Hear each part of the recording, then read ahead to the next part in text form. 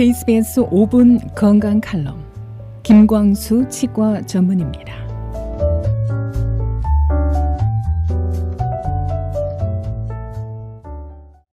여러분 안녕하십니까? 치과의사 김광수입니다. 어느덧 10월의 마지막 주가 되었습니다. 세월이 너무 빠르네요.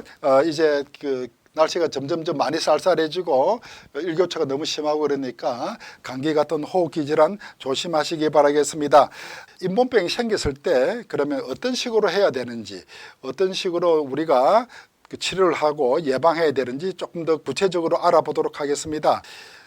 첫째, 잇몸병은 크게 이제 두 가지 단계로 나눌 수 있죠. 치언염, 그다음에 치주염. 치주염에도 여러 가지 국소, 보통, 국소 전체, 국소냐 전체냐, 보통이냐 심하냐 여러 가지 분류 방법이 있는데 크게 이제 두 가지로 치언염, 치주염 그렇게 나누겠습니다.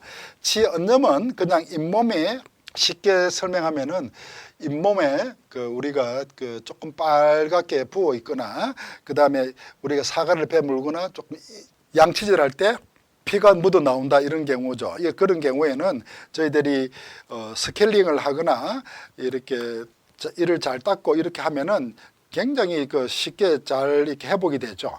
그렇기 때문에 항상 저희들이 이 단계에서 왔다 갔다 하면서 우리들이 그렇게 6개월에 한 번씩 꼬박꼬박 와서 청소하시면은 치조골이나 잇몸을 잘 보호하고 건강한 잇몸을 잘 이렇게 유지할 게 있습니다. 그런데 치언염이 걸리더라도 아프지도 않고 별 큰 증상도 없고 아프지도 않고 그러니까 보통 지내시다가 어느 날 갑자기 좀 이가 시큰거리고 조금 이렇게 흔들리거나 이렇게 오게 되는데 보통은 증상이 잇몸에서 이제 잇몸뼈까지 이제 이렇게 파괴가 되죠. 잇몸 치조골까지 파괴가 되고 인대도 파괴되니까 치아와 잇몸뼈를 연결하는 붙잡아주는 인대까지 파괴되니까 치아도 흔들리게 되고 그러면 더욱더 포켓이라 그러죠. 이렇게 포켓이 깊어지니까 거기에 이제 음식물 찌꺼기가 더 끼게 되고 거기에 또 박테리아가 더 가게 되고 이렇게 완전히 악순환이 돼가지고 더욱더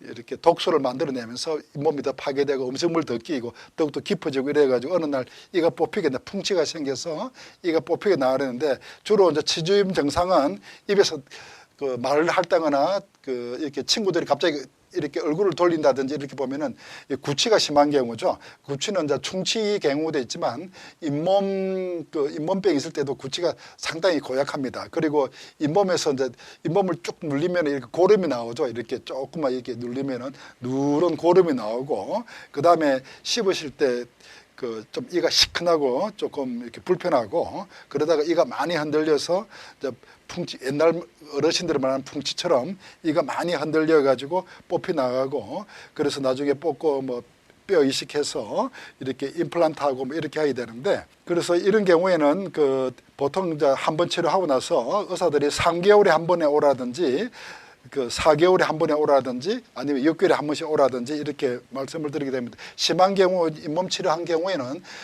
자주 가서 한 3개월에 한 번씩 가셔서 자기 아무리 잘 닦더라도 꼭 음식물 찌꺼기하고 끼게 됩니다. 그 치태를 제거해야만이 수술한 보람이 있겠습니다. 그래서 수술한 다음에는 3개월에 한 번 정도 치과를 방문하셔서 아무리 잘 닦더라도 끼는 그런 음식물 찌꺼기나 눈에 안 보이는 그런 음식물 잔사 치태를 제거하시면은 더 이상 나빠지지 않고 계속 잘 유지해서 오랫동안 쓸 수 있겠습니다.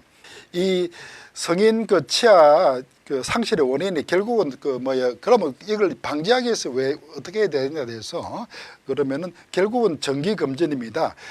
정기검진 하셔가지고 건강하시더라도 6개월에 한 번씩 하셔가지고 이 치언염 단계에서 클린해가지고 다시 정상으로 돌아오고 이렇게 해야 되겠습니다. 그 다음에 이 치주염이 생기게 되면은 보통 아주 나쁜 경우가 많기 때문에 여러 가지 하트나 심장이나 신장, 키드니, 콩팥이나 간이나 이런 데 병을 일으키게 되는 원인이 2배, 3배 이상 높아지니까 우리가 당뇨병은 이렇게 당뇨병 때문에 잇몸병이 생기고 잇몸병이 악화되면서 또 피를 타고 돌고 당뇨병을 이렇게 막 시너지 효과를 일으키죠. 병을 그리고 제일 나쁜 게 신장이 나쁘면은 키드니가 나쁘면은 우리가 항상 그 수술을 하거나 치료를 할 때 그 신장내과 그 일반 의사들이 꼭 그 치과에 가서 잇몸 치료를 받고 잇몸이 다 괜찮다 해야 수술을 하고 그러죠. 그만큼 잇몸병을 일으키는 균들이 우리 몸에 나쁘기 때문에 우리가 잇몸 관리를 잘 해야 되겠습니다. 여기에 대해서 조금 더 자세하게 다음 주 이 시간에 뵙겠습니다. 여러분 안녕히 계십시오.